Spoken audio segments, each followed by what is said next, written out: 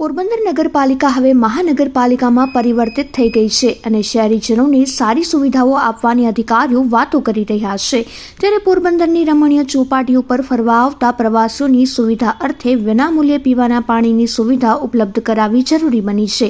સાગરકાંઠે પ્રવાસીઓ એટલા માટે તરસ્યા રહી જાય છે કે અહીંયા પીવાના પાણી માટેની ટાંકી બનાવવામાં આવી છે, પરંતુ તેમાં પાણી ભરવામાં આવતું નથી, જેના કારણે ફરવા આવતા પ્રવાસીઓને પીવાના પાણી માટે ભારે હેરાનગતિ વેઠવી પડે છે અને પાણી ખરીદવું પડે છે। પોરબંદર મહાનગરપાલિકાના સત્તાધીશોએ પ્રવાસીઓની હાલાકી દૂર કરીને અહીંયા વ્યવસ્થિત રીતે પીવાનું પાણી ભરવામાં આવે તે અંગે યોગ્ય કાર્યવાહી કરાવવી જરૂરી બની છે।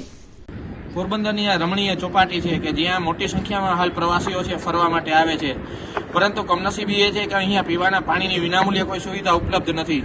પોરબંદર નગરપાલિકાના તંત્રએ ભૂતકાળમાં અહીંયા પીવાના પાણી માટેની જે ટાંકી બનાવી હતી તેમાં પણ પાણી ભરવામાં આવતું નથી।